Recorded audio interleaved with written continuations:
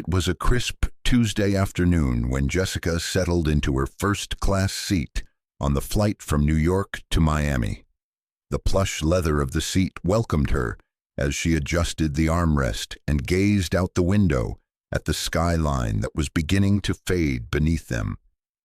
As a young professional who had worked her way up through the corporate ranks, Jessica felt entitled to this luxury. First class was her domain, a space where she could enjoy her hard-earned privileges in peace and comfort. She pulled her business bag closer, ensuring her laptop was safely tucked away.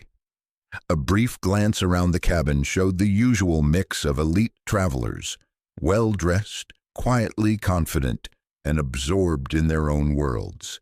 Everything felt perfect, just as it should be. As the plane took off, Jessica sat back, ready to enjoy a smooth, uninterrupted flight. However, just a few rows ahead of her, the sound of children's laughter broke the calm atmosphere. Jessica's eyes flicked toward the source of the disturbance, a young family sitting across the aisle from each other. The father, a tall, well-dressed man, appeared relaxed as he chatted with his wife. Their two children, a boy and a girl, were peering out the windows with wide eyes, their voices full of excitement as they marveled at the view. Jessica frowned. It wasn't the children's excitement that bothered her, but the noise.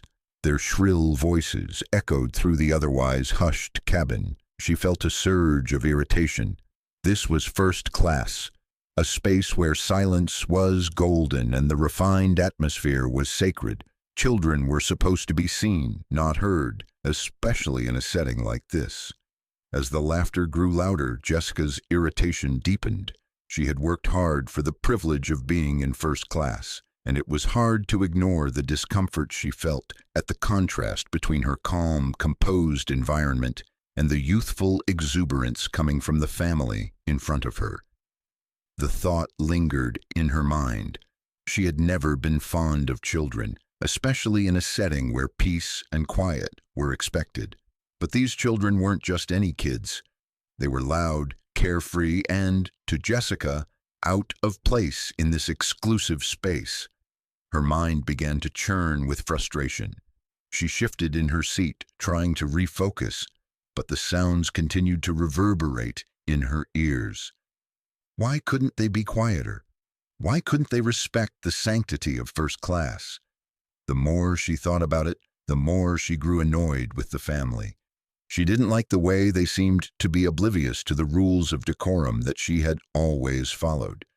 Without fully realizing it, Jessica's thoughts began to spiral. She felt a growing sense of discomfort at their presence. She didn't belong in a shared space with people who didn't respect the standards of first-class travel. The children's laughter felt more and more intrusive, and the more she heard it, the more irritated she became. In her mind, the first-class cabin was hers. It was a space that should reflect her success, her place in society, her hard-earned right to be there. The discomfort grew to the point where Jessica decided she needed to act. She buzzed the flight attendant, her finger trembling slightly as she pressed the call button. The flight attendant arrived at her seat, her face warm and pleasant as always. "Can I help you, ma'am?" Jessica hesitated for a moment, unsure of how to phrase her request. "It's just that the children, they're being a little loud," she said, her voice sharp, though she tried to mask the frustration. "I think it's becoming a disruption."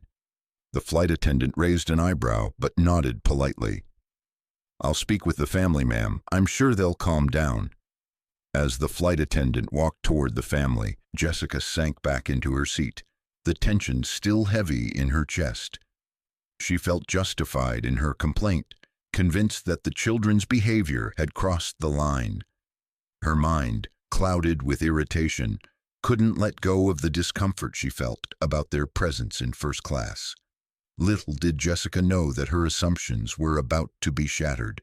The family she had judged so harshly was not just any family. The truth was, they were the last people she should have underestimated. The flight attendant returned shortly after, and Jessica braced herself for the result. unaware that her own preconceived notions were about to come face to face with a truth she had never expected. The flight attendant returned to Jessica's seat with a neutral expression. Jessica, who had been anxiously waiting for her to return, was caught off guard by the shift in her demeanor. There was something subtle but different about her. The flight attendant seemed more serious than usual, her smile absent. "Ma'am," the flight attendant began, her voice calm but slightly hesitant. "I just wanted to let you know that I spoke with the family. They're aware of the concern, and I've asked them to keep it down." She paused for a moment as though weighing her words carefully. "However, I also learned something important about them that I thought you might want to know." Jessica raised an eyebrow, intrigued despite herself. "What do you mean?" she asked, trying to mask her curiosity under the guise of politeness. The flight attendant seemed to collect her thoughts. "The man, the father, is the owner of this airline." She added, almost as an afterthought, "He owns several other companies, too." For a moment the words hung in the air, and Jessica's breath caught in her chest. She blinked, trying to process the information. The family she had so hastily judged, the family whose presence had irritated her to no end, was not just any ordinary family. The father, this man she had assumed was just another passenger, was the owner of the very airline she had been flying with. Jessica's face flushed with embarrassment, but she tried to maintain her composure. "Are you sure?" she asked, her voice almost betraying the disbelief she was feeling. The flight attendant nodded. "Yes, it's not widely known, but I thought you should be aware. He's a well-respected businessman. And honestly, ma'am, it's not my place to judge, but I think it's important to consider that they're the ones who make this entire experience possible for us. Without people like him, there wouldn't be a flight like this." Jessica felt a weight settle in her stomach as the realization hit her. She had been so quick to judge based on surface-level assumptions, ignoring the fact that the family had every right to be here just as much as she did. Perhaps even more so, considering their ownership of the airline. Her thoughts, clouded by bias and preconceptions, now seemed foolish and small. The flight attendant left her seat, returning to her duties with a quiet professionalism, leaving Jessica alone with her thoughts. Her mind replayed the scene, her irritation with the children, her unfair assumptions about their behavior, and her hasty complaint to the flight crew. All of it now felt deeply uncomfortable. Jessica glanced over at the family once more, her gaze lingering on the father.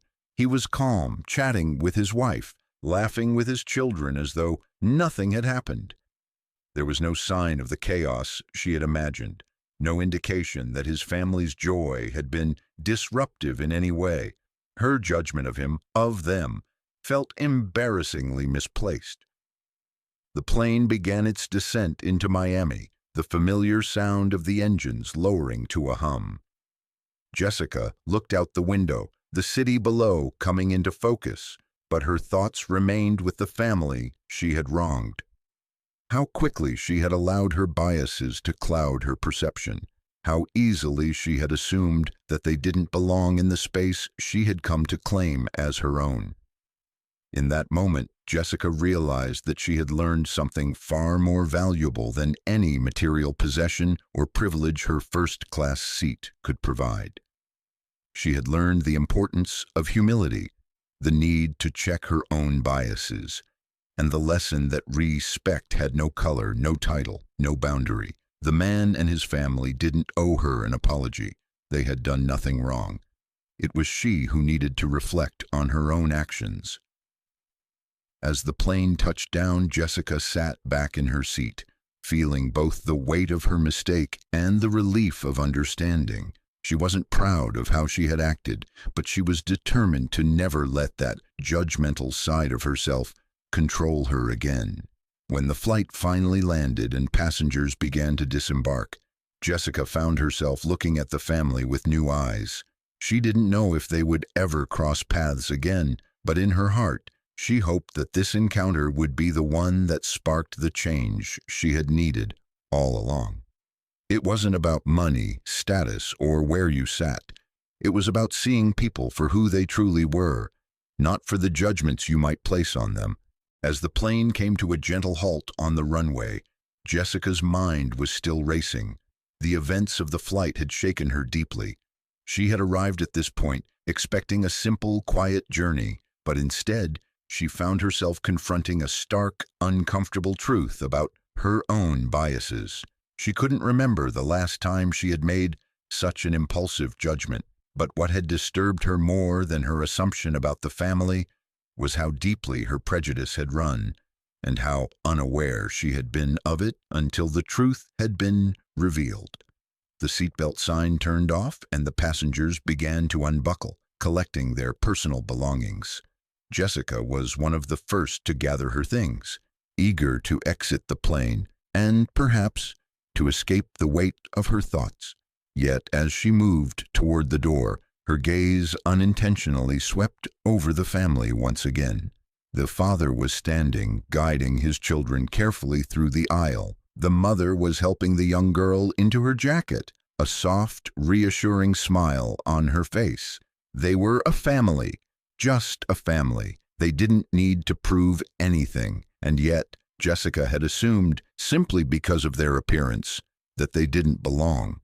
She shook her head slightly, trying to dismiss the lingering discomfort that clung to her.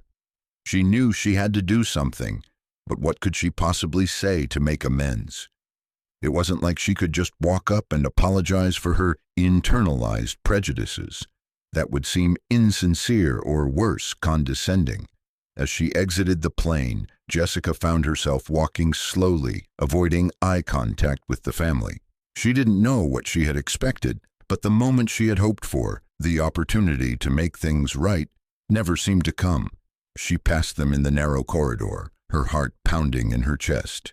They were still talking, laughing, unaffected by the tension that had existed just an hour ago.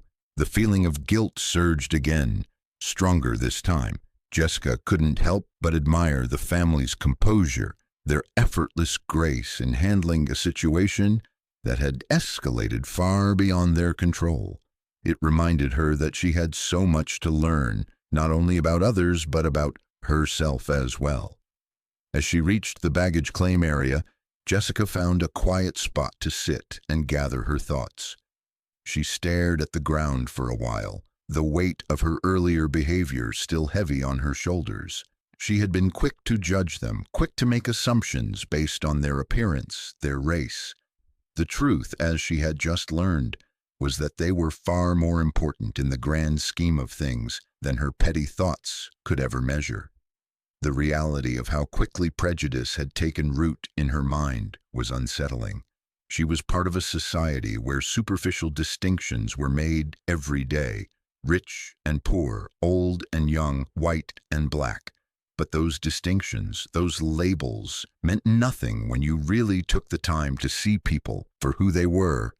Her fingers gripped the handle of her bag tightly as she stood up. She took a deep breath, the kind of breath that felt like a small, significant reset.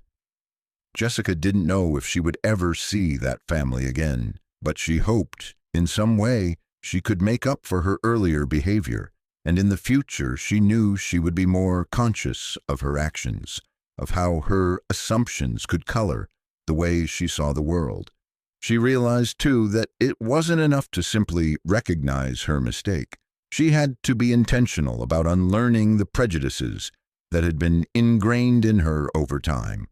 It wasn't an overnight process, but it had to start somewhere. As Jessica moved toward the exit of the airport, she caught a glimpse of the family in the distance, still laughing and walking together, the father's hand on his son's shoulder, his wife smiling up at him. She smiled to herself, grateful for the unexpected lesson she had learned. And though the day had started with irritation and discomfort, Jessica now felt something different, a newfound humility, and a recognition that her own place in the world wasn't defined by the superficial things she had once used to measure others. She walked out into the bright Miami sunshine, feeling lighter than she had in a long time. Jessica walked through the bustling airport, her mind still processing everything that had transpired. As she headed toward the taxi line, she couldn't shake the weight of what she had learned. There was a strange feeling in her chest, a mixture of discomfort and relief. She had thought she understood the world, that her success was a result of merit and hard work, but now she saw things differently.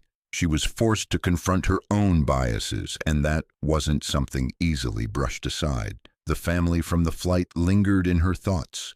She had assumed they didn't belong in first class, not because of anything they had done, but simply because of the way they looked. The father, whose quiet confidence had initially irked her, was in reality a man who had earned his position through years of hard work, just as she had. The fact that he owned the airline spoke volumes. It wasn't the wealth that mattered. What mattered was the fact that Jessica had looked at them, not as individuals, but as stereotypes, and that was what had disturbed her most. Her phone buzzed in her pocket, snapping her out of her thoughts. It was a message from her colleague, confirming a meeting later that afternoon. Jessica quickly typed a reply, but her mind remained elsewhere. As she climbed into the taxi, her reflection in the rearview mirror caught her eye. She barely recognized the woman staring back at her. It was the same face, the same features, but something had changed. It wasn't just the humbling realization of her actions. It was the knowledge that she had the power to do better, to be better. The taxi ride was long enough for her to think deeply about what she could do to break the cycle of prejudice. It wasn't going to be easy, but she knew that acknowledging her biases was the first step. She had lived much of her life without questioning the way things were, accepting the world as it had been handed to her. But now she understood that the world she had known was not the whole story. Her thoughts were interrupted by the taxi pulling up to her destination. She paid the driver and stepped out, feeling a strange sense of determination. She wasn't sure what the future held, but she knew that she couldn't go back to her old way of thinking. That was no longer who she was. Later that afternoon, Jessica sat in her office, staring out the window. Her colleague had arrived and the meeting began, but Jessica's mind kept returning to the family on the plane. She knew she had to do something to make amends, something more than just changing her attitude. But what? She picked up her phone again, this time texting the flight attendant she had spoken to earlier. She had been polite to her during the flight, but now Jessica felt the need to go further. She typed out a message. "I just wanted to say thank you. I learned something today. Please pass along my apologies to the family on the flight. They deserve to know that I was wrong in my assumptions." The words felt small, inadequate even, but it was a start. It was the first step toward undoing the damage she had done by harboring prejudice, even if it was unintentional. She didn't expect the family to forgive her right away, but she hoped that in time they would understand that her actions had been driven by ignorance, not malice. She pressed send. As she sat back in her chair, she felt a sense of quiet relief. The weight of the day's events wasn't fully gone, but it was lighter. There was no quick fix to the deep-seated biases that existed in the world, but she was determined to be part of the change, to challenge her own assumptions and make sure her actions matched her values. Jessica stood up from her desk, looking out the window once again. The sky had turned a soft shade of pink as the sun began to set. The world was still the same, but she was different, and that made all the difference. A few days had passed since the flight. Jessica had gone through the motions of her usual workday, but her mind kept drifting back to that fateful moment on the plane. She had not been able to shake the feeling that her assumptions had caused harm, not just to the family on board, but to herself as well. She realized that prejudice was not something that could be simply erased by a moment of clarity. It was something that took effort to undo. After sending the message to the flight attendant, Jessica didn't expect an immediate response. She wasn't looking for one, either. She had done what she could, and now it was time to reflect on what she had learned and how she could move forward. But just as she had begun to feel like she was processing the situation, the flight attendant texted her back. "Thank you for reaching out," the message read. "I'll make sure the family knows you're sorry. They were unaware of the situation, but I'll pass on your kind words. It means a lot to them." Jessica stared at the message for a moment, the weight of it settling in.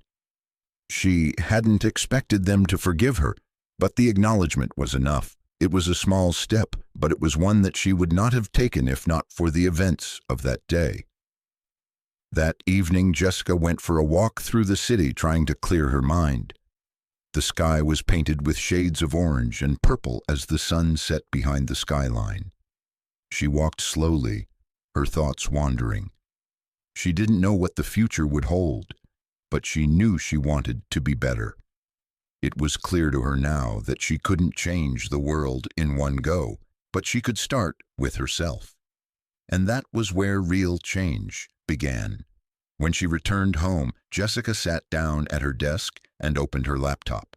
She had received an email from her boss earlier that day requesting a meeting. The subject line read, "Important discussion." She clicked open the message, reading through it carefully. The email spoke of the company's diversity and inclusion efforts and the challenges they faced in making meaningful changes. Jessica had been part of these conversations before, but now she saw them through a new lens. She had always thought of herself as progressive, but now she realized that true progress wasn't just about agreeing with the principles, it was about actively contributing to the solution. The message contained a link to an upcoming diversity training session, a chance to engage with colleagues on these issues in a deeper way. Jessica hesitated for a moment before clicking the link to RSVP. It was time to do more than just talk. It was time to act. As she finished typing her confirmation, her phone buzzed again. This time it was a message from her friend, Mary, asking if they could meet up for coffee the next day. Jessica smiled and quickly responded, "Yes, I'd love that. Let's meet at the usual spot." Jessica felt a sense of calm wash over her. Her life, like the world around her, was filled with constant change. But as she reflected on the events of the last week, she realized that it wasn't just about reacting to situations. It was about growing, learning, and challenging herself to be better. And for the first time in a long while, Jessica felt like she was on the right path. The lesson she had learned on that flight would stay with her for the rest of her life. And as she prepared to make a difference in her personal and professional life, she knew one thing for sure. It was never too late to change, and it was never too late to become the person you were meant to be.